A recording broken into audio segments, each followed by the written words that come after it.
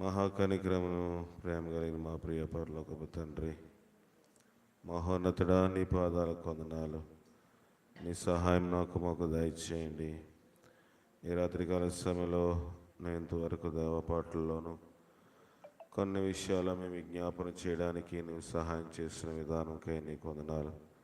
నేను అయోగ్యుడైన ప్రభా, ఎన్నికైనటువంటి వాడిని ప్రభా, నన్ను క్షమించుము. నా దోషాలు మీరు క్షమించుము తండ్రి. యెహోవా, నువ్వు దోషము కనిపెట్టి చూస్తే ప్రభా ఎవడు నిలవగడని వాక్యం సెలవిస్తూ ఉంది కదా. మేము నిలవాలంటే దేవా తండ్రి నువ్వు దోషములను దేవా తండ్రి కనిపెట్టి చూసే పరిస్థితిలోనికి మేము ఉండకుండా నీ సహాయం మాకు దయచేసి బలపరచుము. నేను అపిత్రులను ప్రభా దేవా, నేను ఎలాంటి పరిశుద్ధత పవిత్రత లేనటువంటి వాడిని ప్రభా. నీ వాక్యం బోధించే యోగ్యత అర్హత నాలో లేదు. నీ కార్యం నా పట్ల మీరు జరిగించండి, అద్భుతం నా పట్ల మీరు జరిగించండి, నువ్వు సూచక్రియలు నా పట్ల మీరు జరిగించండి. దేవా, నువ్వు ఎన్నో మేలు మా పట్ల నువ్వు చేస్తూనే ఉన్నావు, ఇంకా నువ్వు చేయడానికి సిద్ధముగా ఉన్నావు. దేవా తండ్రి, ఎలాగ దేవా తండ్రి ఆ మేలుని బట్టి దేవా తండ్రి మేము నేను ఘనపరచాలి మాకు నేర్పించుము. యేసు ప్రభును స్తుతించుట ఎంతో మంచిది ప్రభా. దేవా, మంచి కార్యం ఎల్లప్పుడూ మేము చేయగలిగిన కృప దయచేసి బలపరచుము. నీ ఆత్మీయ కార్యం నాతో మాతో ఉంచి లేవనెత్తము. నన్ను క్షమించుము తండ్రి. వాతావరణం మాకు అనుకూలపరచుము. ఎన్నో ఈ యొక్క వర్షంలో అవసరమైన చోటుకి మీరు పంపించుము. దేవా, ఎవరి వర్షానికి బలహీనలు కానివద్దు, నీరసపడనివద్దు ప్రభా. నేను నీ సేవకురాలను కూడా నీ మందిరంకి ఇక్కడ నడిపించిన స్తుతి గుడిలో పాలు పొందడానికి బిడ్డకి ఇచ్చిన శక్తికే బలంకే నీకు వందనాలు. ఇంకా సంపూర్ణమైన ఆరోగ్యం చేత నింపి బలపరచుము. నెల్లూరులో జరిగిన వార్షిక ఆరాధనలో నీ సహాయం దయచేసి బలపరచుము. బిడ్డలు అక్కడ డ్రామా, యాక్షన్ సాంగ్స్, ఇంకా దేవా తండ్రి ప్రత్యేక పాటలు సిద్ధపడుతూ ఉన్నారు. మందిరంలో కూడా దేవా తండ్రి నువ్వు అన్ని విషయాలు సంపూర్తి చేయడానికి కూడా సహాయం చేస్తున్నావు. ఇంకా దేవా తండ్రి కావాల్సిన దేవా దైవజనులు ఉండడానికి కావాల్సిన ఒక ప్రత్యేకమైన గదిని కూడా మీరు ఏర్పాటు చేసి బలపరచుము. నీ సహాయం చేత నన్ను మమ్మల్ని నింపి మీరే మహిమ ఘనత పొందమని మా ప్రభును రక్షకుడైన క్రీస్తు ద్వారా అడిగి వేడుకొని పొందుకొనుచున్నాం పరమ తండ్రి. ఆమెన్.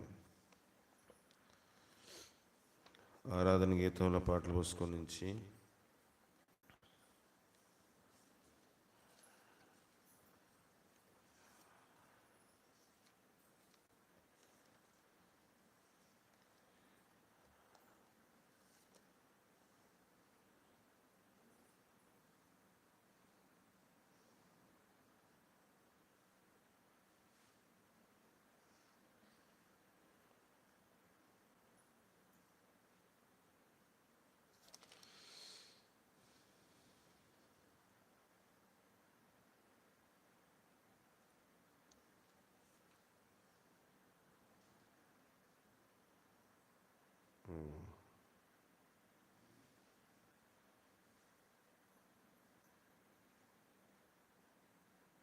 కొండలలో లోయలలో 130వ పాట 130వ పాట పాడుకుందాం.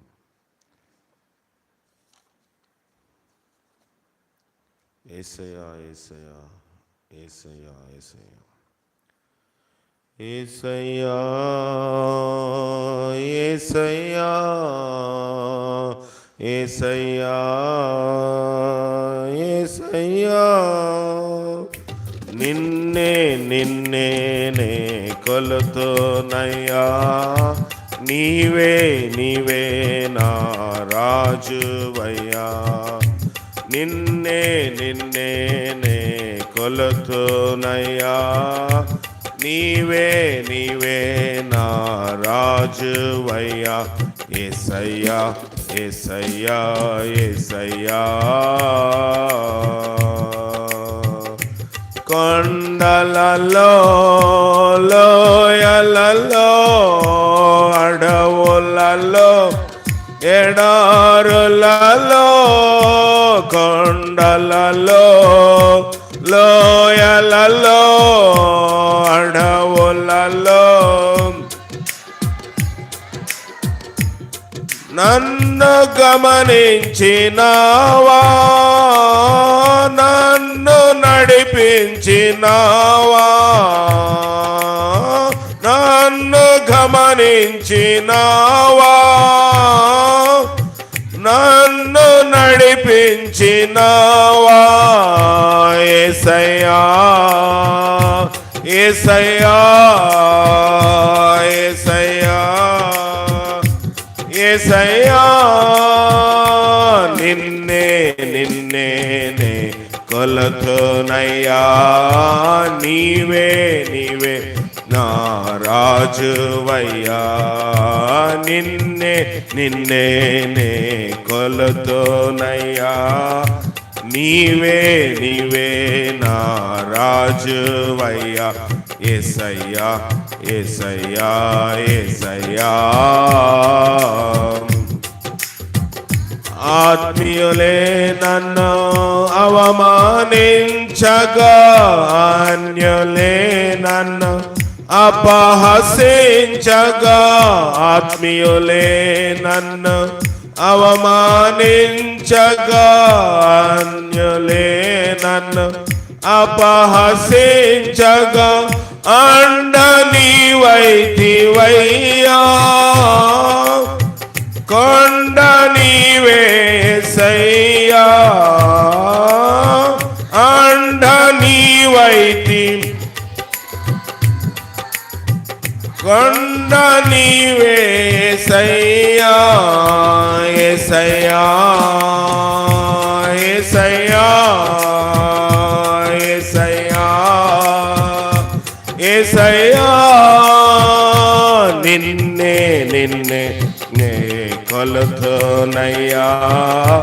నీవే నీవే నా రాజువయ్యా, నిన్నే నిన్నే కొలతునయ్యా. నీవే నీవే నా రాజువయ్యా. యేసయ్యా యేసయ్యా యేసయ్యా. మరణ ఛాయలో మెరిసిన నీ ప్రేమ, నలిగిన బ్రతుకున కురిసిన నీ కృప. మరణ ఛాయలో మెరిసిన నీ ప్రేమ, మెరిగిన బ్రతుకున కురిసిన నీ కృప. నన్ను బలపరచెనయ్యా, నిన్నే ఘనపరతునయ్యా. నన్ను బలపరచె, నిన్నే ఘనపరతునయ్యా. యేసయ్యా యేసయ్యా యేసయ్యా యేసయ్యా, నిన్నే నిన్నే కొలతు. నీవే నీవే నా రాజువయ్యా, నిన్నే నిన్నే కొలతునయ్యా. నీవే నీవే నా రాజువయ్యా. యేసయ్యా యేసయ్యా యేసయ్యా. వంచన వంతెన వరిగిన భారాన్న, పసగగా విసిగిన ఎరిసే కెరటాన. వంచన వంతెన వరిగిన భారాన, పసగగా విసిరే కెరటాన. కలల కడ తెచ్చినావా, నీ వలలో నన్ను మోసినావా. కలల కడ తెచ్చి నీ వలలో నన్ను మోసినావా. యేసయ్యా యేసయ్యా యేసయ్యా యేసయ్యా, నిన్నే నిన్నే కొలతునయ్యా. నీవే నీవే నా రాజు, నిన్నే కొలతు. నీవే నీవే నా రాజువయ్యా, యేసయ్యా యేసయ్యా యేసయ్యా యేసయ్యా యేసయ్యా యేసయ్యా. ప్రభువైన యేసుక్రీస్తు మీ అందరికీ వందనాలు. లైవ్లో వాక్యం వింటున్న మా చర్పన సంఘానికి, ఆయా ప్రాంతాల్లో ఉన్న సంఘస్థులు, ఆయా ప్రాంతాల్లో ఉన్న గృహం దగ్గర ఉన్న వారు, వీక్షిస్తున్న ప్రతి ఒక్కరికి ప్రత్యేకమైన వందనాలు. కీర్తన గ్రంథము 101వ అధ్యాయము. కీర్తనలో 101, 6వ వచనము. కీర్తన 101:6.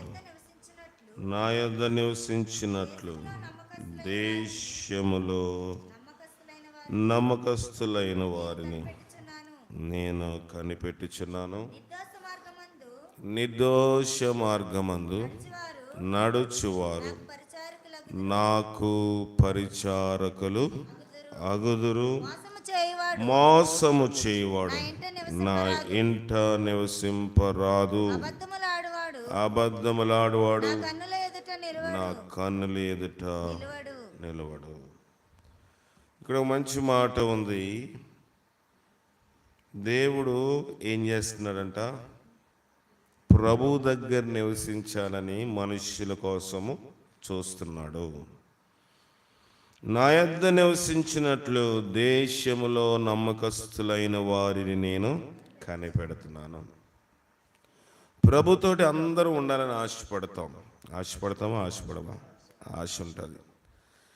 కానీ అర్హత మనం సంపాదించుకోవాలి అంటే ప్రభు అంటున్నాడు, నమ్మకత్వమే అర్హత. దేవునికి నమ్మకంగా ఉంటే అందరికీ నమ్మకంగానే ఉంటాము. ఈవేళ ఒక దైవజనుడు వాక్యం చెప్తూ ఆయన ఒక మాట చెప్పాడు. ఏంటంటే, వాళ్ళ తల్లిదండ్రులు ఇద్దరు ఉపాధ్యాయులు అంటే బళ్ళో పంతుళ్ళు, మాస్టరు, టీచర్ అమ్మలు. అయితే వాళ్ళకు ఒక వ్యాపారం ఉండేది. ఏం వ్యాపారం అంటే లేస్ కుడతారు. లేస్ అంటే ఇది వరకు ఉండే, ఇప్పుడు లేవు. ఏదైనా టేబుల్ మీద క్లాత్ వేయాలంటే దాన్ని అల్లి, దారంతో అల్లి వేసేవారు. ఇప్పుడంతా ప్లాస్టిక్ వాడుతున్నాం. లేకపోతే ఏదైనా డైనింగ్ టేబుల్ మీద ప్లేట్ పెట్టాలంటే కిందన సన్ మైక్ అంటాం, అది వేడి తగలకుండా ఉండాలంటే దాని కింద ఒక గుడ్డ వేస్తారు, అది లేస్ అల్లుతారు. ఇక్కడ దాన్ని మన దేశంలో తక్కువ, కానీ ఇతర దేశంలోని అది బాగా అమ్ముతారు, విక్రయిస్తూ ఉంటారు, దాన్ని వాడుతూ ఉంటారు. టీవీ మీద గుడ్డ కప్పాలంటే లేస్ వేస్తారు. లేస్ అంటే కుట్టుది కాదు, కానీ చేతితో అల్లుతారు. మధ్యలో ఖాళీలు కూడా ఉంటాయి, అందంగా తయారవుతుంది. ఇలాంటి వ్యాపారం వాళ్ళకు ఉండేదంట.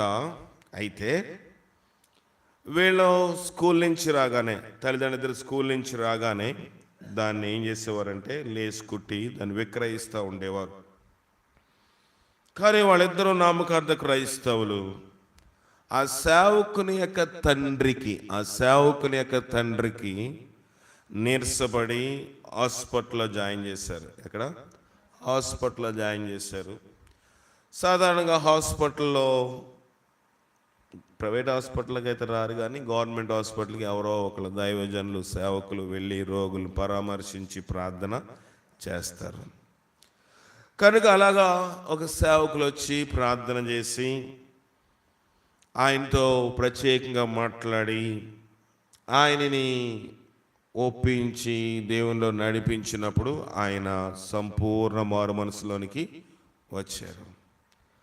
సంపూర్ణ మారు మనసులోనికి వచ్చిన తర్వాత ఇంటికి వచ్చిన వెంటనే, జాగ్రత్తగా వినండి, ఇంటికి వచ్చిన వెంటనే ఆయన ఏం చేశాడంటే, కొన్ని అడ్రస్లు ఉంటే ఆ అడ్రస్లు, ఆ పెట్లు తగలబెట్టేశాడంట. ఏంటి అడ్రస్లు, ఈ పెట్లు అంటే వీళ్ళ లేస్ వ్యాపారం చేసేవాళ్ళు. వీళ్ళ అమెరికాకి, ఇంగ్లాండ్ దేశానికి దాన్ని పంపించేవారు. పోస్ట్లోనో కొరియర్లోనో పంపించినప్పుడు పార్సలు, దాని మీద ఏం రాస్తారంటే ఇది గిఫ్ట్ అని రాస్తారు. ఏం రాస్తారు? గిఫ్ట్ అని రాస్తారు. వీళ్ళు గిఫ్ట్ ఇస్తున్నారా? ఇవ్వట్లేదు, అమ్ముతున్నారు వాళ్ళకి. వీళ్ళు చేసేది తప్పు కాదు, కానీ అలాగ రాయిపోతే వాళ్ళు కొనరు. ఎందుకంటే గిఫ్ట్ అని రాయకపోతే వాళ్ళకి కస్టమ్స్ అంటే పన్ను పడుతుంది, ట్యాక్స్ పడుతుంది. కనుక అది విమానంలో వెళ్తుంది, కొన్ని ఓడల్లో వెళ్తుంది. అది గిఫ్ట్ బహుమతి అని రాయకపోతే, ఇది అమ్మకానికి అని రాస్తే వాళ్ళకి ఏం పడుతుంది? ట్యాక్స్ పడుతుంది. కనుక వాళ్ళకి వీళ్ళకి మధ్యన ఒప్పందం ఏంటంటే ప్రతి బాక్స్ మీద, పెట్టి మీద ఏం రాయాలి? గిఫ్ట్ అని రాయాలి. బహుమతి అంటే ఇంకే దాంట్లోని ట్యాక్స్ ఉండదు. కనుక ఈయన మారు మనసు పొందిన తర్వాత మొట్టమొదటిగా ఇంటికి వచ్చిన తర్వాత ఏం చేసాడు అంటే, ఆ బుట్టలు, ఈ లేస్ ఏదైతే వేస్తారో బుట్టలు, ఆ తాటి ఆకుతోటి వీధులతో చేసిన బుట్టలన్నీ, ఆ అడ్రస్లన్నీ ఏం చేశాడంట? తగలబెట్టించేసాడు. ఎందుకు అంటే, నన్ను దేవుడు బ్రతికించాడు, నేను మారు మనసు పొందాను. ఇది అపనమ్మకమైన వ్యాపారము, ఇది నమ్మకమైన పని కాదు. పన్ను ఎగ్గొట్టే పని. లోకంలోని మన దేశాన్ని మోసం చేస్తున్నాం, వాళ్ళ దేశాన్ని మోసం చేస్తున్నారు. కనుక ఇది దేవుని దృష్టిలోని అపనమ్మకమైన పని. కనుక నాకు ఆ పని వద్దు. బైబిల్ చెప్తుంది ఇక్కడ అదే మాట. నా యొద్ద నివసించినట్లు దేశంలో నమ్మకస్తులైన వారు నేను కనిపెడతా ఉన్నాను. మనం అనుకుంటాము పర్లేదులే, ఎవడు దొంగతనం చేయలేదు. సైతాన్ని ఈ రీతిగా మాట్లాడతారు. ఎవడు ద్రోహము చేయలేదు, ఎవడో మోసము చేయకుండా బ్రతకాలంటే కష్టము కదా. భక్తితో బ్రతక గోరిని ఎడల సిద్ధపడు పొంద హింసలను. భక్తితో బ్రతుక గోరినచో సిద్ధపడు పొందు హింసలను. భక్తితో బ్రతుక గోరినచో సిద్ధపడు పొంద హింసలను. అంతము వరకు నమ్మికయుంచిన, అంతము వరకు నమ్మికయుంచిన జీవ కిరీటము నీవు పొందేదావు. కాలము సమీపము, ప్రభు యేసు వచ్చును, జీతము పొందును నిజదాసుడు. ఆనందమొందెదరు, ఆనందమొందెదరు. భక్తితో బ్రతకాలంటే దేనికోసం సిద్ధపడాలంట? హింసల కోసము సిద్ధపడాలి. కనుక కీర్తనకాడు అంటున్నాడు, నా యొద్ద నివసించినట్లు దేశంలో నమ్మకస్తులైన వారు నేను కనిపెడుతున్నాను. దేవుని దగ్గర ఉండాలంటే నమ్మకత్వము కావాలి. బలా నమ్మకమైన దేని గురించి? మనకి 5 తలాంతులు, 2 తలాంతులు, 1 తలాంతు గురించి విన్నప్పుడు ప్రభు ఏమన్నాడంటే, ఆ యొక్క దేశాంతరం వెళ్ళిన పెద్ద ఆయన ఏమన్నాడంటే, బలా నమ్మకమైన మంచి దాసుడు, కొద్దిలోని నమ్మకము, కొద్దిలో నమ్మకము. ఇక్కడ రాయబడిన మాట ఏంటంటే, నా యొద్ద నివసించినట్లు దేశంలో నమ్మకస్తులైన వారిని కనిపెడుతున్నాను. రెండవది ఏమంటాడంటే, నిర్దోష మార్గమందు నడుచువారు నాకు పరిచారకులు. దేవుని పరిచయం అందరూ చేయగలమంటారా? నేను చాలా కాలం చేయకూడదని అటు ఇటు వెళ్ళినోడ్నే. ఇక్కడ వాక్యము సెలవిస్తున్న మాట ఏంటంటే, నిర్దోష మార్గమందు నడిచేవారు నాకు పరిచారకులగుదురు. చాలామంది అనుకుంటారు బైబిల్ కాలేజ్కి వెళ్ళి ఒక 4 ముక్కలు నేర్చుకొని, 2 కథలు నేర్చుకుని, ఒక 5-6 సమకూరిస్తే సేవ చేయొచ్చు అనుకుంటారు. సేవ అంత తేలికైన పని కాదు. లోకములోని కష్టతరముగా అనిపించే పని ఏదైనా ఉందంటే అది దేవుని యొక్క సేవా పరిచర్య. నిందలుంటాయి, అవమానాలు ఉంటాయి, అప్పుడే సంతోషం ఉంటుంది.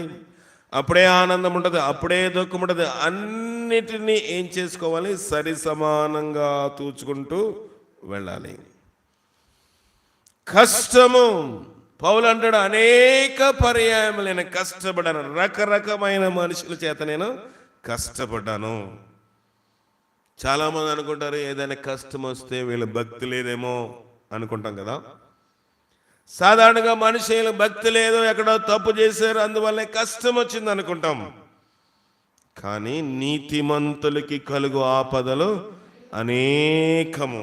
ఒకటి కాదండి, 1, 2 కౌంట్ చేసి అంతుంటే నీతి లేనట్టే. నీతిమంతులు కలుగు ఆపదలు అనేకలు, కానీ వాటన్నిటి నుంచి యెహోవాయే విడుదల, విముక్తి.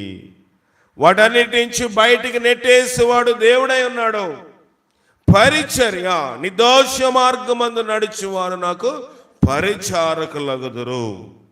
2 రకమైన పరిచర్యలు ఉన్నాయి లోకంలో. ఒకటి ఆత్మ సంబంధమైన పరిచర్య, రెండవది శరీర సంబంధమైన పరిచర్య. అయితే ఈ పరిచర్యలోని దేవుడు ఒక విధానం గురించి చెప్పాడు చూడండి. మత్తయి రాసిన సువార్త 22వ అధ్యాయము 13వ వచనము. మత్తయి 22:13. మత్తయి 22:13. మత్తయి రాసిన సువార్త 22వ అధ్యాయం 13వ వచనము. అంతటా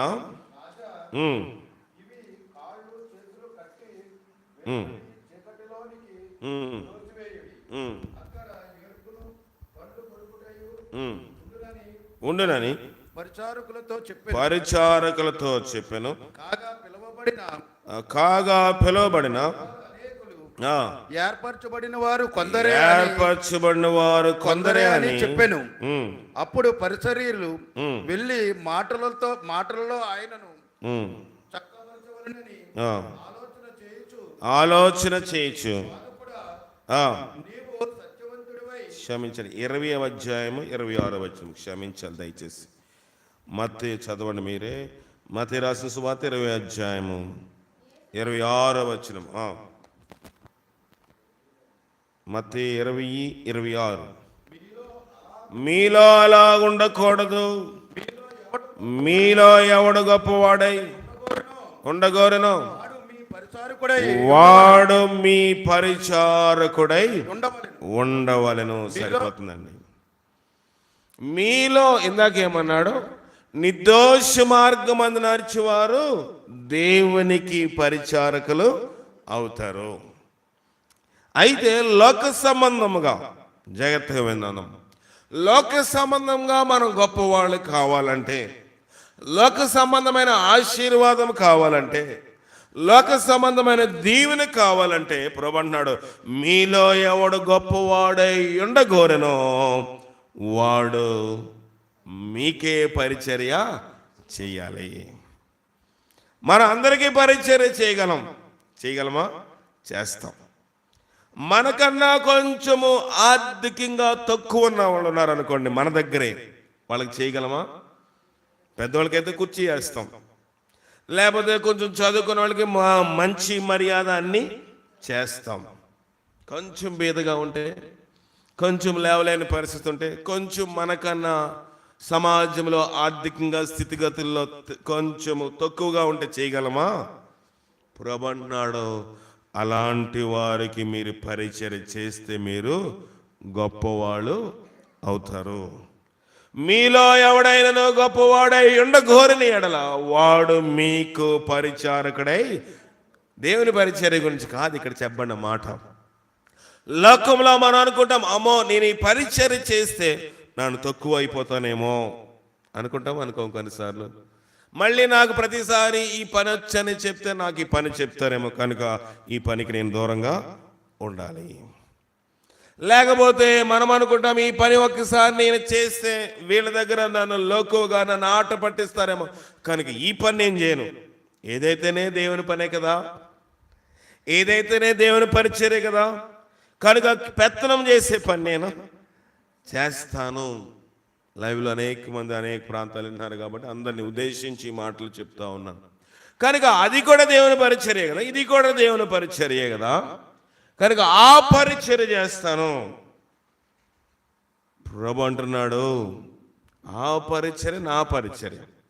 దేవుని పరిచర్యలో కూడా, దేవుని సంఘములో కూడా, దేవుని బిడలకి పరిచర్య అంటే చాలా మంది అనుకుంటారు వాక్యం చెప్పడం అనుకుంటారు. పరిచర్య అంటే అనేక మంది అనుకుంటారు పాటలు పాడము, లేకపోతే వాద్యాలు వాయించడం అనుకుంటారు. ఇది దేవుని పరిచర్య. కానీ సంఘములో వస్తున్న మనుషులకు కూడా మనం పరిచర్య చేయాలి. చేస్తున్నామా? గొప్పతనం అక్కడే కోల్పోతున్నాం మనము. మన ప్రభా నన్ను దీవించి ప్రభా, నాకు అది ఇబ్బంది ఉంది, ఇది ఇబ్బంది అని ప్రార్థన చేస్తాం. ప్రభా నన్ను పరిచారకుడిగా చేయి, పరిచారకురాలుగా చేయి, అప్పుడు నేను గొప్పవాడిగా ఉంటాను. లోకములోని ఈ పనులన్నీ చేయగలము, కానీ ఎవరైనా దేవుని సంధికి రాలేకపోతే వాడిని తీసుకురాగలమా? మనం అనుకోవచ్చు, నేను వచ్చేసాను కదా, వాళ్ళకి బండి లేదేంటి, నేను వెళ్ళాలా అనుకుంటాం కొన్నిసార్లు కదా. అయ్యో మనకి దగ్గర వాళ్ళకి అన్ని డబ్బులు ఉన్నాయి, అన్ని డబ్బులు అది చేస్తారు, గొడుగు కొనుక్కోలేరా? మన గొడుగు మన సంఖలోనే ఉండాలి. ఏది పరిచర్య గుణము? నేను మాత్రం తడవకూడదు, నా గొడుగు కూడా తడవకూడదు కదా. ఇతరులకి మన గొడుగు ఒకసారి వాళ్ళు తడిచిపోతుండే వెళ్తున్నప్పుడు ఇస్తే ఏమైనా మనకు తక్కువ అవుతుందా? ప్రభు అంటున్నాడు, వాడు గొప్పవాడు అవుతాడు. లోకంలో ఎవరైనా నడిచి వెళ్తూ ఉంటే రండి తీసుకెళ్తాను అనగలమా? అయ్యో ఎండలో ఉన్నవాడు ఎవడైనా ఉంటే అయ్యా ఆమె కొంచెం మంచిలు తాగండి అనగలమా? అనలేము. పరిచర్య చేసే గుణలక్షణములు నాకు మీకు లేనంత కాలము మనము అడుగు స్థితిలోనే ఉండిపోతాం. మీలో ఎవడైనా, మరొకసారి చదవండి, మీలో ఎవడైనాను, మీరు అలాగుండకూడదు. మీలో ఎవడు గొప్పవాడై ఉండగోరునో వాడు మీ పరిచారకుడై ఉండవలెను. వాడు మీ పరిచారకుడై ఉండాలి. చేయగలమా? మన బిడ్డలు అయితే, మన బిడ్డలు వంటిలు మోసుకుంటే, మన బిడ్డలు వాంతి చేసుకుంటే, మన బిడ్డలు మలమూత్ర విసర్జన చేస్తే కడగలం. ఒకవేళ ఒక స్త్రీ భర్త లేకుండా ప్రార్థనకు వచ్చింది అనుకోండి, వాళ్ళకి భర్త లేడు, వాళ్ళకి సహాయం చేయడానికి ఆమె తంట లేదా, ఆమె పడుతుందిలే అనుకుని వదిలేస్తాం. కొంచెం సాయం చేసి వాళ్ళకి కడుక్కోవడానికో, వాళ్ళు తుడుచుకోవడానికో, వాళ్ళ బిడ్డని బాగా చేసుకోవడానికి ఏమైనా సహాయం చేయగలమా? నాకెందుకు, అది నా పని కాదు, నేను వాక్యం వినడానికి వచ్చాను అని మనం అనుకుంటాము. ప్రభు వాక్యం అలాగ చెప్పలేదు. మీలో ఎవడైనానో పరిచారకుడై, మీలో ఎవడైనానో గొప్పవాడై ఉండగోరునో వాడు మీ పరిచారకుడై ఉండవలెను. 23:11 కూడా చదవండి. 23:11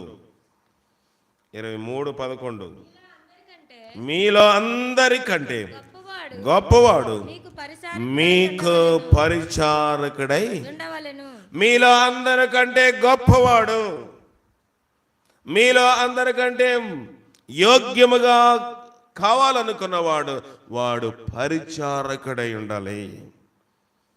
ప్రభు పరిచర్య మనం చేస్తాం, పాటలు పాడతాం, లేదా వాక్యం చెప్తాం, వాద్యాలు వాయిస్తాం, చాపలేస్తాం, అది దేవుని పరిచర్య. నిర్దోష మార్గం మీద నడిచేవారు నాకు పరిచారకులు అవుతారంటున్నారు. కానీ దేవుని ఆశీర్వాదం పొందాలంటే మీలో ఒకరికి ఒకడు ఏం చేయాలంట? పరిచర్య చేయాలి. ఏమైనా చూద్దాము. యోహాను రాసిన సువార్తలో ఒక మంచి మాట ఉంటుంది, చదువుదాము. యోహాను రాసిన సువార్త, యోహాను రాసిన సువార్తలో ఒక మంచి మాట ఉంది, దాన్ని చూద్దాం.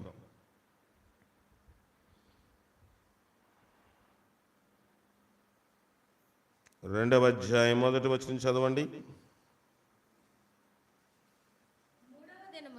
3వ దినమున గలిలయలోని కానా అనే ఊరిలో ఒక వివాహము జరిగెను. యేసు తల్లి అక్కడ ఉండెను. 5వ వచనం చదవండి అమ్మా.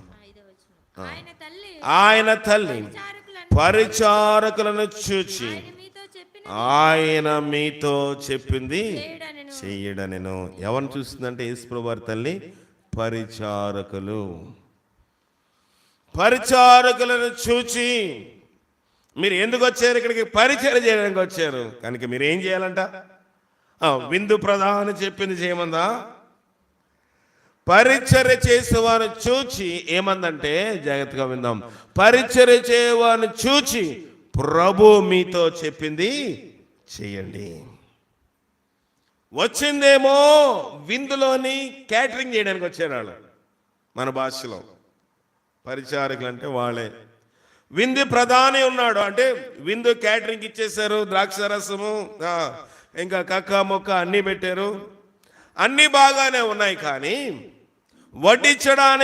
వడ్డించవలసి వచ్చినప్పుడు వాళ్ళు 500 మంది అనుకుంటే 1000 మంది వచ్చారంట. ఎక్కడికి? పెళ్ళికి. బాగా చేస్తాడు పలానా ఆయన అని. ఆ పెళ్ళికి ఇంకెవరు వస్తున్నారు? యేసు ప్రభులు వారు వస్తున్నారు. ఆ పెళ్ళికి ఆయన తల్లి కూడా వస్తుంది. జాగ్రత్తగా విందాము. యేసు తల్లి పరిచారకులను చూచి, అయ్యో మీరు పెళ్ళికి వచ్చారు, మీ క్యాటరింగ్ ఆయన పిలవండి, ఆయన ప్రభు దగ్గరికి వెళ్ళమని చెప్పలేదు. వాళ్ళతో ఏం చెప్పిందంటే, పరిచారకులను చూచి యేసు మీతో చెప్పింది చెయ్యండి. చేశారా?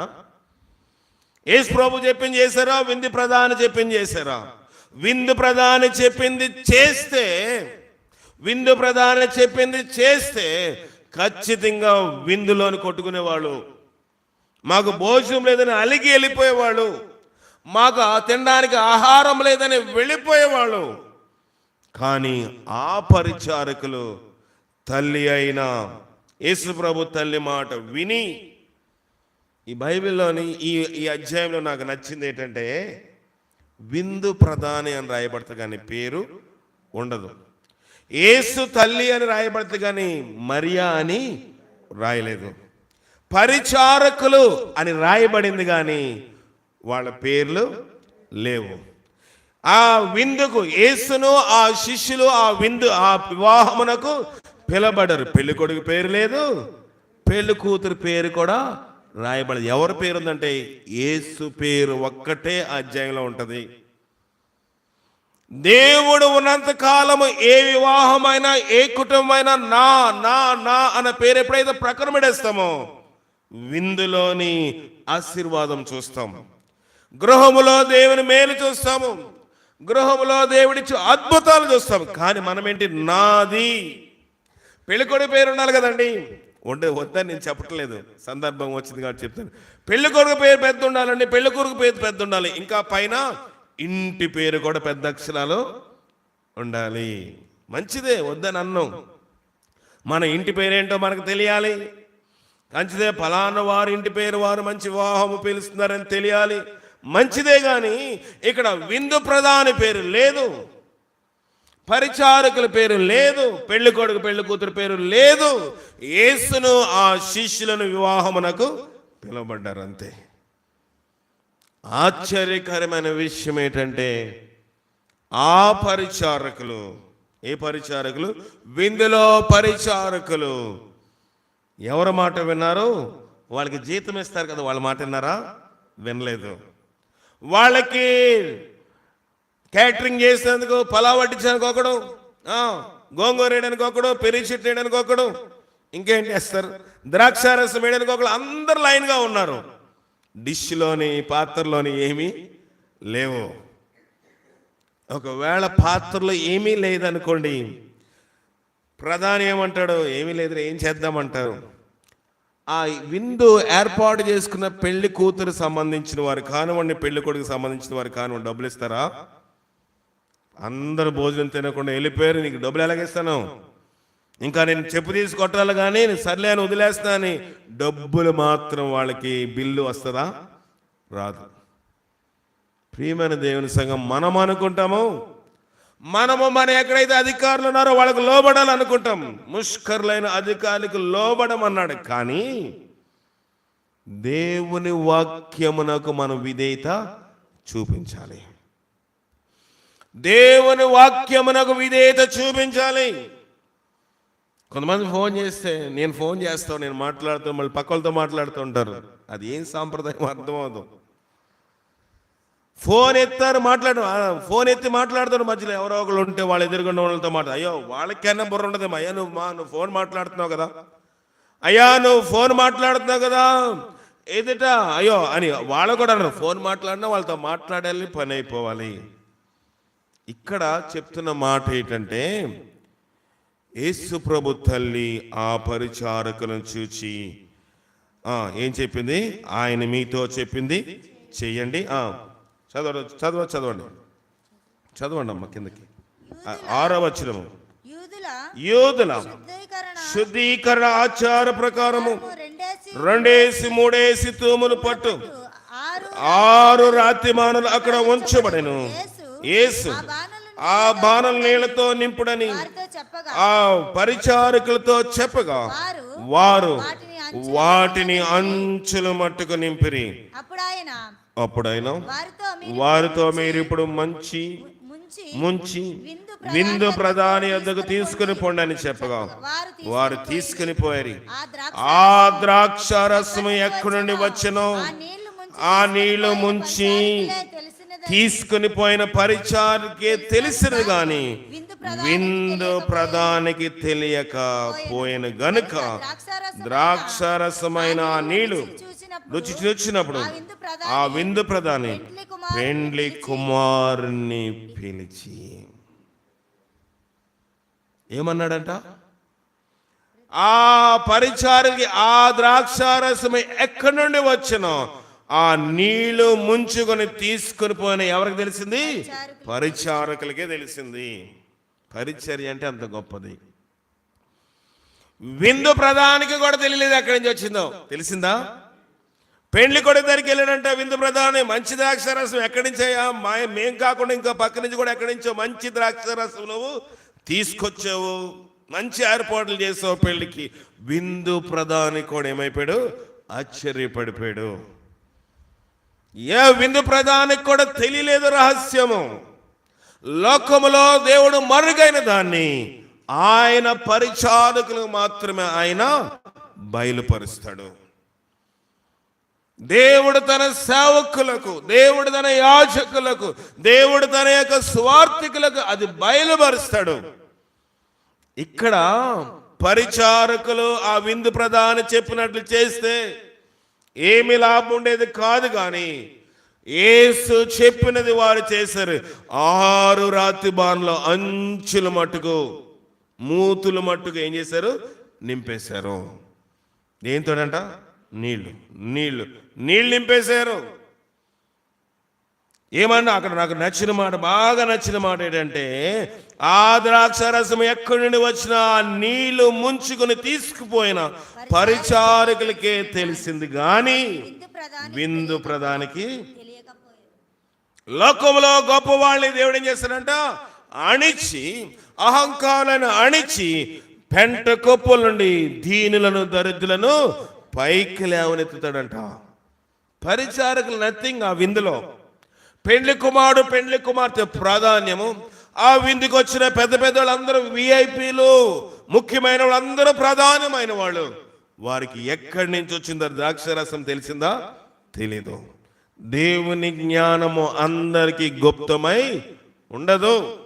దేవుని జ్ఞానము పరిచారకులకే తప్ప ఇంక ఎవరికి తెలియలేదంట. గొప్ప విషయం కదా. ఎందుకంటే ఆ పరిచారకులు, అందరు పరిచారకులు కదా, ఆ పరిచారకులు యేసు తమతో చెప్పినది చేసిరి. అంతేనందా? 5వ వచనము. యేసు తల్లి పరిచారకులను చూచి ఆయన మీతో చెప్పినది చేయడనెను. దేవుడు చెప్పింది మనం చేస్తే, దేవుని వాక్య ప్రకారం మనం నడుచుకుంటే దేవుడు మనకి గొప్ప మేలు చేస్తాడు. ఇంకొక వచనం చూసి నేను ముగించేస్తాను.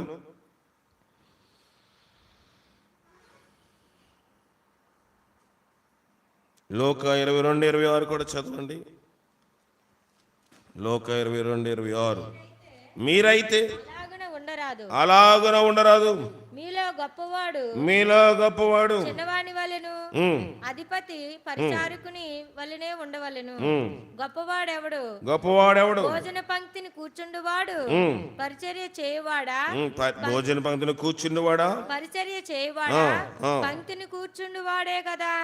అయినను నేను మీ మధ్య పరిచర్య చేయవాని వలె ఉన్నాను. నా శోధనలో నాతో కూడా నిలిచి ఉన్నవారు మీరే గనుక నా తండ్రి నాకు రాజ్యమును నియమించినట్లుగా నా రాజ్యంలో నా బల్ల యొద్ద అన్నపానములు పుచ్చుకొని సింహాసనం మీద కూర్చుండి ఇశ్రాయేలు 12 గోత్రముల వారికి మీరు తీర్పు తీర్చుటకై నేనును మీకు రాజ్యమును నియమించుచున్నాను. మీలో మళ్ళీ చెప్తున్నాడు, మీలో ఎవడైనా గొప్పవాడై ఉండని ఎడలా.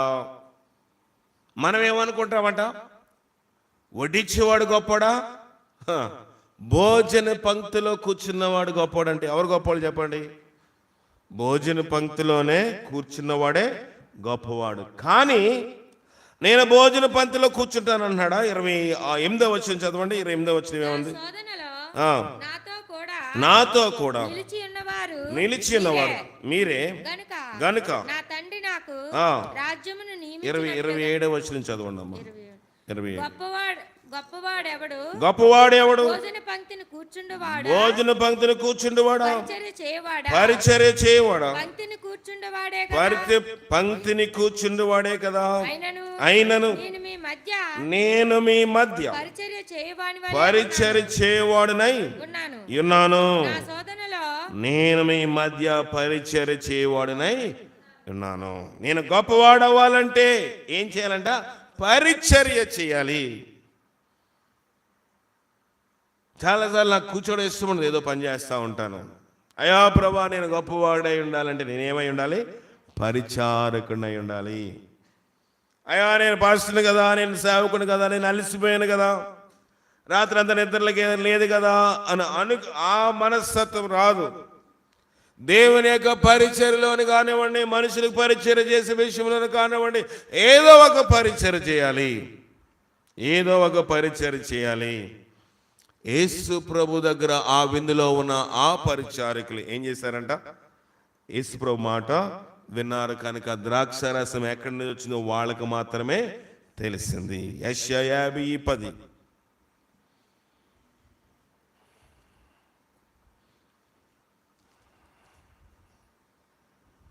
యెషయా గ్రంథం 50:10. మీలో యెహోవాకు భయపడి ఆయన సేవకుని మాట వినివాడెవడు? సరిపోతుందండి. మీలో యెహోవాకు భయపడి ఎవరు మాట వినాలంట? ఆయన సేవకుని మాట వినాలి. దేవుని యేసు ప్రభువునకు భయపడి ఎవరి మాట వింది? ఏ సేవకురాలు? యేసు ప్రభు తల్లి ఏంటి అక్కడ? ఒక సేవకురాలు.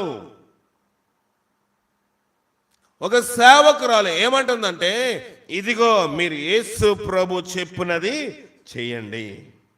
ఏ అధికారం ఉంది ఎవరికి? మరియమ్మకి ఏమైనా అధికారం ఉందా? కానీ ఆ పరిచారకులు దైవజనరాలైన దేవుని సేవకురాలైన మరియా మాట విన్నారు. మరియమ్మ దేవుని సేవకురాలని అంటారా? కాదా? మరియా దేవుని సేవకురాలు కాదా? చెప్పండి, చూద్దాం. ఆవిడ దేవుని సేవకురాలుగా చూసి ముగించేద్దాం. లోకరాశి సువార్త 1వ అధ్యాయము 46వ వచనం. 1:46. అప్పుడు మరియా ఇట్లనెను, నా ప్రాణము ప్రభువుని గణపరచుచున్నది. ఆయన తన దాసురాలి దీన స్థితిని ఏంటంట? దాసురాలు. మరియా దేవుని దూతలతో ఏమంటుందంటే, ఆయన దేవుని దాసుడు అంటే ఏంటి? సేవకుడు. నేను సేవకురాల్ని. ఎవరంటున్నారు? మరియమ్మ అంటుంది. ఇది దేవుని దూతతో దేవుని ఆత్మతో ఏమంటుందంటే, అదిగో ఆయన మరియా ఇట్లా నేను నా ప్రాణం ప్రభుని ఘనపరచుచున్నది. ఆయన తన దాసురాలు దీన స్థితిని కటాక్షించెను. ఆయన తన దాసురాలి దీన స్థితిని కటాక్షించెను. తన దాసురాలి దీన స్థితిని కటాక్షించెను. కనుక మరియమ్మ గారు ఏంటి ఇప్పుడు? దేవుని యొక్క సేవకురాలు, దాసురాలు. కనుక దేవుని దాసురాలు, దేవుని సేవకురాలు, దేవుని యొక్క సేవకురాలు కనుక అక్కడికి వచ్చింది కనుక అక్కడ పరిచర్య చేసే వాళ్ళందరూ ఏం చేశారంట? మరియమ్మ గారు చెప్పిన మాటలు విని ఎవరికి లోబడ్డారు? యెహోవాకు భయపడ్డారు, యేసు ప్రభువుకు భయపడ్డారు. నీళ్లు ముంచి వెయ్యండ్రా, నీళ్లు ముంచి వెయ్యండ్రా అంటే వేశారా? మమ్మల్ని కొడతారండి, మీరు ఏదో చెప్పేస్తున్నారు, మీరు చెప్పింది మేము చేస్తే నీళ్లు తర్వాత నీళ్ళని తెలిసిపోతే మమ్మల్ని ఇక్కడే గొడ్లిప్పి కొడతారు అని అన్నారా? అనలేదు. ఇలాంటి సందర్భం ఒకసారి నాయనకి సంభవించిందంట. నాయన పాపము దేవుని సేవకురాలు జో గారికి పరిచర్య చేస్తూ ఉన్నారు. ఆయన జోబ్దాస్ గారు, ఆయన ఎక్కువ మసాలా తినరు. ఎవరు? జోషువా డానియల్ గారు, జోయ్ గారు. కనుక ఒక రోజు ఏమైందంటే, వంట చేసే వాళ్ళు లేట్ చేసేసారు. ప్రత్యేకమైన వంట, కారం లేకుండా ఉప్పు లేకుండా ఆయనకి చేయాలి. కనుక నాయనకి జోబ్దాస్ అయ్య గారు అన్నారంట, అబ్రాహం గారు మీరు వెళ్ళి బయటికి వెళ్ళి టిఫిన్ సెంటర్ నుంచి పూరి ఏదో తీసుకొచ్చేయండి అని చెప్పారు. తీసుకొచ్చేసారు, మంచి హోటల్లో పూరి తెచ్చారు. అది కప్పులో వేస్తున్నారు. ఏ కప్పులో? టిఫిన్ క్యారేజ్ కప్పులో వేస్తున్నారు. పూరి ఒక దాంట్లో, చట్నీ ఒక దాంట్లో వేస్తున్నప్పుడు ఆ పూరి కూర ఒకసారి టేస్ట్ చూస్తుంది, భయంకరమైన కారంగా ఉంది. ఏం చేయాలి ఇప్పుడు? ఆయన ఏమన్నారంట, అబ్రాహం గారు మీరు ఏం భయపడద్దు, నీళ్ళు తీసుకుని చెప్పి ఆ కూర అంతా ఎందులో వేశారు? నీళ్ళు వేసి బంగాళదుంపలో బఠానీ తీసి వేసి తీసుకెళ్ళమన్నారంట. అయ్యా ఆయన తెలిసిపోతాడంటే, తెలిస్తే నేను అడిగితే జోబ్దాస్ పంపించాడు అని చెప్పి పట్టుకెళ్ళమంటే అయ్యగారు ఏం చేశారు? ఆ క్యారేజ్ పట్టుకొని జోనాయన గారికి ఇచ్చేసి, ఎక్కడ బయట వణికిపోతా ఉన్నాడు, ఆయన ఏమంటాడా అని. ఆయన తినేసి, ఎవరుండారు వేళ కూర చాలా బాగా వండారు. దేవుని సేవకులు లోబడ్డమే వాళ్ళు నేర్చుకున్నారు ఆ రోజుల్లో. అది ఎంత కష్టమైనా, ఎంత ఇబ్బంది అయినా, ఎంత ఇరుకైనా, ప్రాణం పోవలసి వచ్చిన దేవుని సేవకుల మాట వాళ్ళు తూచా తప్పకుండా పాటించారు. కాబట్టి సేవలో గొప్ప ఆశీర్వాదాలు చూడగలిగారు. యెషయా అంటున్నాడు, యెహోవాకు భయపడి నా సేవకుని మాట వినివాడు ఎవడు? వింటున్నామా? నా మాట వినమని చెప్పట్లేదు, నేను చెప్పేది నా మాటలా, నా ఇంట్లోకి వస్తుంది చెప్తున్నానా? మీరందరూ సరిగా ఉండాలి, మీ కుటుంబాలు ఆశీర్వదించబడాలని, మీ కుటుంబాలు మేలుకరంగా ఉండాలని. విందు ప్రదాని చేసింది కూడా అదే. విందుకు క్షమించండి, విందు పరిచారకులు చేసింది కూడా అదే. యేసు ప్రభువు వారు చెప్పారు, ఏమని? నీళ్లు పోయమన్నారు, పోసారు, తీసుకెళ్లారు. విందు ప్రధాని వెళ్ళి పెళ్లి కొడుకి షేక్ హ్యాండ్ ఇచ్చి, పెళ్లి కొడుకు మంచి విందు చేసావు, ద్రాక్షరసం ఎదరగొట్టేసావు అన్నాడు. ఎక్కడి నుంచి వచ్చింది? పరిచర్యలో చేసే గుణము, లోబడే గుణము, దేవుని మాటకు సంపూర్ణ విధేయత కలిగిన గుణంలోంచి ఆశీర్వాదం ఆ వివాహంలో చూడగలిగాము. నీ కుటుంబంలో, నా కుటుంబంలో ఇంకా ఆశీర్వాదం లేదంటే ఇంకా లోకం మీద ఎక్కడో మనము లోకాశల మీద, లోక మాటల మీద కేంద్రీకరించి దేవుని యందు విశ్వాసంలోంచి తొలగిపోతున్నాము. అలా తొలగిపోకుండా ఉండినట్లుగా పరిశుద్ధ ఆత్మశక్తి మనకు సహాయం చేసి కాపాడుగా. ప్రార్థన చేసుకుందాం. జయం గల దేవా, నీ ఘనమైన పాదాలకు వందనాలు. నీ సహాయం మాకు దయచేసి బలపరచు. ఈ రాత్రికాల సమయంలో నువ్వు ఇచ్చిన కొద్ది మాటలకై నీకు వందనాలు. పరిచర్య చేసే ద్వారా ఆశీర్వాదం ఎలాగుంటుంది? నీ సేవకులు ఎలాగ పరిచర్య చేశారు? కానా విందులో పరిచారకులు విందు ప్రధాన మాట వినలేదు. యేసు చెప్పింది చేయమన్నప్పుడు మరియా మాటకు భయపడి, మరియా మాట విని దేవునికి భయపడి నీళ్లు పోయమన్నప్పుడు పోసినప్పుడు అది ద్రాక్షరసం, నీళ్లను మధురమైన ద్రాక్షరసంగా చేసినావు కదా. మా జీవితంలో నీళ్ళ వలె ఎందుకు పనికి రాకుండా ఉన్న మమ్మలను దేవా తండ్రి గొప్ప ద్రాక్షరసం ఆశీర్వదించాలని చూస్తున్నావు. నీ మాటకు లోబడే భాగ్యం మాకు దయచేసి బలపరచు. మీరే మహిమ ఘనత పొందమని మా ప్రభును రక్షకుడైన క్రీస్తు అడిగి వేడుకని పొందుకొని చిన్నాం పరమ తండ్రి, ఆమేన్. మన పరమ తండ్రి అయిన దేవుని యొక్క ప్రేమ, కుమారుడైన యేసుక్రీస్తు వారి యొక్క కృప, పరిశుద్ధాత్మిక నీ సహవాసం ఇప్పుడు ఎల్లప్పుడూ సదా మనకి తోడై నడిపించి కాపాడును గాక. ఆమేన్. అందరికీ వందనాలు. సెలవు తీసుకుందాం. మరి వచ్చి ఆదివారము నెల్లూరులోని యానివర్సరీ ఉంటుంది. ప్రార్థన చేయండి. మీరు రాగలిగిన వారు తప్పక రండి. దేవుడు మిమ్మల్ని దీవించును గాక.